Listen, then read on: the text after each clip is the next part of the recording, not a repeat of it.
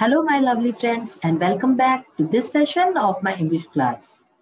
मी मानसी एकदा परत आपल्या सर्वांचं मनपूर्वक स्वागत करते. आज आपण आपल्या इंग्लिशच्या या सेशनमध्ये तुमच्या सिलेबसची नेक्स्ट जी पोएम आहे गोल्डन चेन ही वाचणार आहे. ही पोएम खूप सुंदर पोएम आहे आणि हे मैत्रीवरती आधारित आहे. याच्यामध्ये आपल्याला मैत्रीची इम्पॉर्टन्स, फ्रेंडशिपची इम्पॉर्टन्स कळेल किती किती इम्पॉर्टंट असते आपल्या लाईफमध्ये. So to start with, we will start with our warming up exercise like always. So चला आपण start करूया golden chain warming up exercise. So as we all know, we will start today with our warming up exercise of the poem Golden Chain. Chit chat. सर्वात आधी आपण chit chatच्या प्रश्न उत्तर बघू, question answers. First question, do you have an old friend? म्हणजे काय तुमचा कोणी जुना मित्र किंवा मैत्रीण आहे?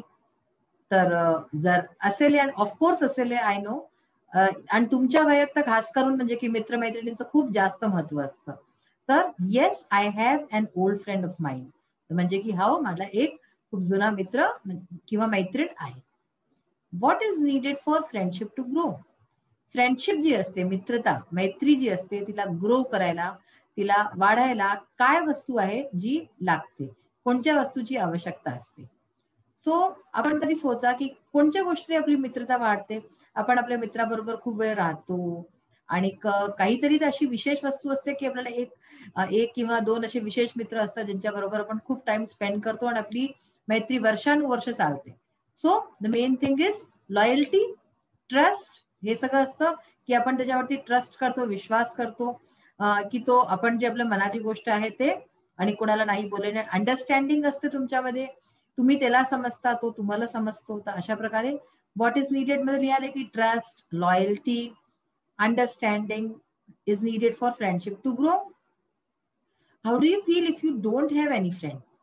जर तुमचा कोणीच मित्र नसेल ज्यावेळेस, तर तुम्हाला कसं वाटतं? फॉर एक्झाम्पल, जसं आत्ता मागे आपला कोरोना काल गेला आहे, तर तेव्हा आपण कुणाशी भेटू नव्हतो शकत, आपण आपल्या घरांमध्ये बंद होतो, तेव्हा कोणी फ्रेंड्स नाही, काही नाही. तर आपल्याला कसं वाटत होतं, किती लोनली फील होत होतं है ना? आपण खूप एकटं फील करत होतो आणि आपल्याला बिलकुल पण चांगलं नव्हतं वाटत. तर ह्याच्यात तुम्ही काय लिहू शकतात? I feel lonely if I don't have any friend. ठीक आहे ना? आपल्याला एकटेपणा वाटतो तेव्हा आपण कुणाशी मनमोकळ्याने बोलू नाही शकत. Why do we spend a lot of time in the company of friends? आपण मित्रांच्या कंपनीमध्ये, मित्रमैत्रिणींच्या कंपनीमध्ये खूप वेळ का आपला जो आहे स्पेंड करतो? तर कारण की आपल्याला छान वाटतं तेव्हा. ठीक आहे ना? आपला टाइम छान स्पेंड होतो. We spend a lot of time in the company of friends because we feel better with our friends, we feel good, है ना? की आपल्याला छान वाटतं. Why do we share secrets, happiness and sorrows with our friends? आपण आपल्या मित्रांबरोबर आपले सिक्रेट्स जे आहेत, ज्या गोष्टी आणि कुणाला नाही सांगत ते आपण मित्रांना सांगतो, मैत्रिणींना सांगतो. आपली हॅपीनेस, सॉरोज, आपले दुःख, आपली खुशी, सगळं काही त्यांच्याबरोबर का शेअर करतो? Because we trust them, we and they understand us. So we share with them secrets, happiness and sorrows. तर अशा प्रकारचे जे उत्तर होऊ शकतात. आता बघा, write 5 points each about dos and don'ts in true friendship. जी खरी फ्रेंडशिप असेल, खरी मैत्री असेल, तर त्याच्यामध्ये कोणत्या अशा 5 गोष्टी आहेत जे डूज आहेत, म्हणजे जे गोष्टी केल्या पाहिजे, आणि जे डोंट्स आहेत म्हणजे जे नाही केल्या पाहिजे जर आपली खरी फ्रेंडशिप आहे तर जसं की डूज मध्ये दिलंय ह्यांनी, help in times of trouble. जर आपण ट्रबल मध्ये आहोत, जर आपल्यावरती काही संकट आलेलं आहे, तर त्यावेळेस आपला जर खरा मित्र असेल तर तो आपली मदत करेल. आणि अशाच प्रकारे डोंट्स मध्ये काय आहे की जे नाही केलं पाहिजे, allow you to copy answers during exams. तुम्ही हे म्हणाले की तू माझा खरा मित्र आहे ना, मग तुम्हाला आपली कॉपी दाखवशील ना एक्झाम मध्ये, तर हे दिस इज नॉट ट्रू फ्रेंडशिप. खरी मैत्री म्हणजे हे नसते की तुम्ही मित्र आहात किंवा खूप चांगले मैत्रिणी आहात तर आपले एक्झाम्स मध्ये कॉपी आन्सर करू द्याले. ठीक आहे ना? तर हे गलत असतं. तुम्ही जर खरे मित्र असाल तर तुम्ही म्हणाले की नाही, तुला आपल्या मनाने पडलं पाहिजे आणि तू आपल्या मनाने जे आहे ते पुढे वाढ. तर जर खरा मित्र असेल तर हेच करेल. बाकीचे पॉइंट्स आता आपण पुढे जे आहे आज डिस्कस करणार आहे. आता बघा, एक फार इम्पॉर्टंट आहे आपलं सिमिली. सिमिली काय असते ह्याच्याबाबत वाचू आपण. We have already learned that when there occurs a comparison in the lines of a poem, the figure of speech in that line is a simile. तर आपण आधी हे वाचून चुकलेलो आहोत आता याला परत रिवाइज करतोय की जेव्हा कोणत्या लाईनीमध्ये कंपॅरिझन होतं म्हणजे तुलना केली जाते तर त्याच्यामध्ये सिमिली या नावाचा फिगर ऑफ स्पीच असतो. ठीक आहे. For example, as bright as a star, tall just like a tree. जसं की एक्झाम्पल दिलेलं आहे as bright as a star म्हणजे की स्टार सारखा ब्राईट. ठीक आहे ना. तर ह्याच्यात शब्द दिलेले आहेत. Tall just like a tree म्हणजे झाडासारखा, वृक्षासारखा मोठा, वृक्षासारखा एकदम टॉल. तर ह्याच्यात तुम्ही पहा एज, लाईक हे सगळे शब्द यूज झालेले आहेत. However, if the comparison made in the line of a poem is indirectly understood or suggested, implied, without using words as, just, like, and so on, then the figure of speech is called a metaphor. आता एक तर असतं simile. जेव्हा simile जे आहे figure of speech असते तेव्हा त्याच्या डायरेक्टली जे आहे वर्ड्स दिले असतात अशा टाईपचे ज्याच्याने की आपल्याला ओळख्यात येऊन जातं की हे सिमिली आहे. जसं की ह्याच्यामध्ये आहे एज, लाईक. ठीक आहे ना. तर हे सगळे शब्दांनी आपल्याला कळत आहे. एक दुसरा प्रकारही असतो की ज्याच्यामध्ये आपण कंपॅरिझन करतो पण त्याच्यात असे कोणते शब्द डायरेक्टली दिलेले नसतात. त्याच्यात इम्प्लाइड मिनिंग असते म्हणजे मिनिंग जो आहे तो तुम्हाला ओळखायचा असतो स्वतःहून, सजेस्ट केलेला असतो. तर त्याला म्हणतात मेटाफर. सिमिली, मेटाफर दोघांमध्ये जे आहे कंपॅरिझन होतं. फरक काय आहे की सिमिलीमध्ये शब्द अशा टाईपचे यूज होतात जसं की एज, लाईक. पण मेटाफर मध्ये असे शब्द यूज नाही केले जात. डायरेक्टली त्याच्यामध्ये कंपॅरिझन करून दिलं जातं. मेटाफरचं एक्झाम्पल पहा. Riya is the star of our class म्हणजे रियाला याच्यात काय केलंय, स्टारशी कम्पेअर केलं गेलंय. तर हे तुम्हाला समजायचंय की Riya is the star. Riya star तर नाहीये पण हिला रियाला स्टारशी कम्पेअर केलं गेलंय. Life is a game, play it well. आता life is like a game इथे हे असलं पाहिजे पण इथे यांनी लाईक नाही लिहिलंय, life is a game direct लिहून दिलं. हा इम्प्लाइड मिनिंग आहे की लाईफ एक गेम आहे, प्ले इट वेल. तर म्हणून नीटशे खेळा. सो मेटाफर, सिमिली दोन्हीमध्ये कंपॅरिझन. सिमिलीमध्ये काय असतं की सिमिलीमध्ये वर्ड्स यूज होतात कंपॅरिझनचे पण मेटाफर मध्ये वर्ड्स यूज नाही होत. त्या डायरेक्टली आपण कंपॅरिझन करून दिलं जातं. आता बघा, नाव say which of the following are the examples of simile and which contains metaphor. आता इथे काही एक्झाम्पल्स दिलेले आहेत जसं की twinkle twinkle little star, like a diamond in the sky. तर ह्याच्यात कोणचा यूज झालाय, like a diamond, like use झाला वर्ड, तर हा कोणचा आहे, सिमिली. ठीक आहे. मग the stormy sea as dark as coal, तर इथे सुद्धा एज शब्द यूज झालाय, तर this is also simile. Old mighty tree, your branches span the sky, time is money, तर हे काय आहे, हे आहे मेटाफर. ठीक आहे ना. लाईक अ केजेड बर्ड, तर लाईक आला तर म्हणजे जिथे लाईक, एज असे सगळे शब्द येतील तिथे सिमिली आहे आणि जिथे नाहीये तिथे मेटाफर आहे. आता बघा, लास्ट आहे आपलं, Wien opposite ideas occur in the same line of the poem, the figure of speech that occurs in that line is called antithesis. आता सपोज करा एक लाईन मध्ये अपोजिट आयडिया एका बरोबर आले आहे. ठीक आहे ना, म्हणजे की दोन अपोजिट वर्ड्स आले आहेत. तर तेव्हा कोणची फिगर ऑफ स्पीच होईल, तेव्हा होईल अँटीथेसिस. हे तुम्हाला कसं लक्षात राहील, अपोजिट आयडियाज आहे. अँटीथेसिस म्हणजे काय, अँटी म्हणजे आपण जे म्हणतो ना की असं की अँटी व्हायलेन्स असं, तर म्हणजे उलट, त्याची उलट गोष्ट आहे. Up and down the hill they flew. ठीक आहे, अप डाऊन दोन अपोजिट गोष्टी आहेत. तर हे कोणची फिगर ऑफ स्पीच आहे, antithesis. Many are called but few are chosen, many, few. ठीक आहे ना. तुम्हाला अपोजिट्स ओळखायला आले पाहिजे ह्याच्याकरता. The best of times, the worst of times, the best, worst.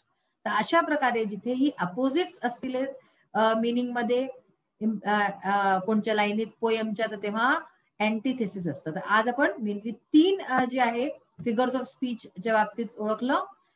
Figure of speech कोणत्या होत्या त्या, सिमिली, मेटाफर, अँटीथेसिस. आता या ज्या गोष्टी आहेत या आपण एकदा आणि बघूया, नीट प्रकारे समजून घेऊया.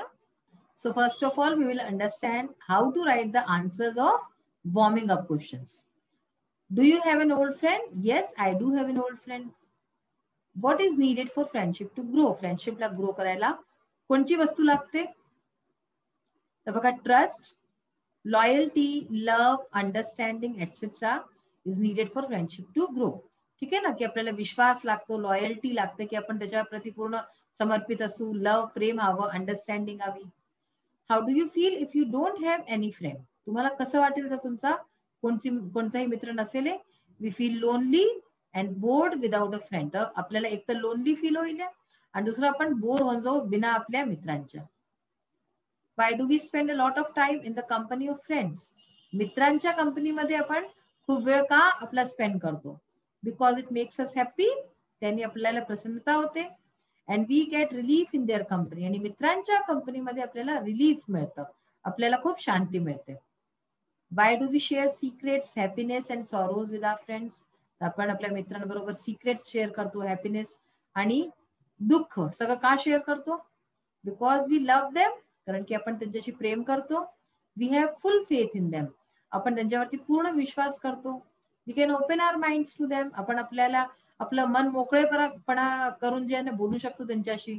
We can trust and rely on them. आणि अशाच प्रकारे आपण त्यांच्यावरती पूर्णतया विश्वास करू शकतो. मग बघा, write 5 points each about dos and don'ts in true friendship. तर खऱ्या फ्रेंडशिप मध्ये कोणत्या वस्तू आहे जे केल्या पाहिजे? डूज कोणते आहे? Help in times of trouble. Trouble मध्ये जर तो असेल तर त्याचं मदत केली पाहिजे. Share your sorrows and Joy.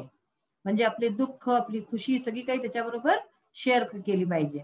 Cooperate with them. त्याच्याबरोबर कोऑपरेट करा, त्याला कोणत्या वस्तूची मदत हवी तर. Have faith and confidence. त्याच्यावरती विश्वास ठेवा. Open your minds. आपल्याला अगदी खुल्या मनाने मुक्त विचारांनी राहायला पाहिजे त्याच्याबरोबर.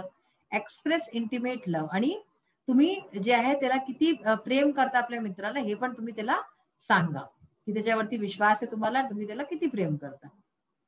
डोंट्स. आता काय वस्तू आहे जे की नाही केलं पाहिजे मित्रांबरोबर? Don't allow you to copy answers. ठीक आहे ना. During exams. तर एक्झाम मध्ये कॉपी नाही करायला पाहिजे. एक्झाम मध्ये काही पण आन्सर्स वगैरे. Don't quarrel or fight with them. त्याच्याबरोबर भांडण नाही करायला पाहिजे मित्रांबरोबर. Don't believe in false friends. जर कोणचे खोटे खोटे फ्रेंड्स बनलेले आहेत तुमचे, म्हणजे नुसतं तुमच्या जे आहे पैसे रुपयाला पाहून किंवा असं काही कोणत्या आपल्या लालचमध्ये तुमच्याशी मित्र बनलेले आहेत, तर त्यांना ओळखा आणि त्यांच्याशी मित्रता नका करू. Don't betray your friends. आपल्या मित्राला कधी धोका नका देऊ. Don't misunderstand your friend. आपल्या मित्राला कधी अंडरस्टँड नका करू, गैरसमज नका करून हो. Don't rely on bad friends. आणि जे वाईट मित्र आहेत त्यांच्यावरती विश्वास नका करू, त्यांच्यावरती भरोसा नका करू. अशा प्रकारे डूज अँड डोंट्स पाहिले. Now see which of the following are the examples of simile and which contain metaphor. Simile and मेटाफरचा जो आपला होता exercise. The first one, as I said, it was simile.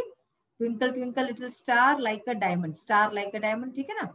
The stormy sea as dark as coal. As dark as coal मध्ये काय आहे? Simile. Old mighty tree your branches span the sky. Your branches. इथे tree ला जे आहे ना old mighty असं म्हणजे कोणी म्हाताऱ्याशी कम्पेअर केलंय. तर metaphor.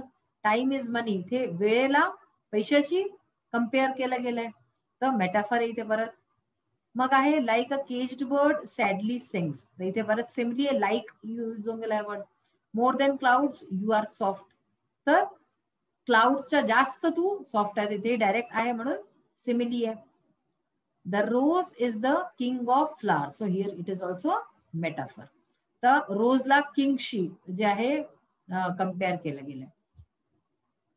So as I have said की टुडे आज आपण जे आहे 3 बहुत महत्वाच्या जे आहे आपल्या गोष्टी समजल्या आहेत. सिमिली, मेटाफर आणि तर आज आपण आपल्या 3 इम्पॉर्टंट जे आहे फिगर्स ऑफ स्पीच समजले आहेत. Antithesis, simile and metaphor. I hope की तुम्हाला नीट प्रकारे समजत आले असतील की यांच्या तिन्हीमध्ये फरक काय. सिमिली, मेटाफर बहुत काही तुम्हाला एकासारखे वाटले असतील. बस ह्याच्यात तुम्हाला लक्ष हे द्यायचं आहे की कंपॅरिझन्स असतात.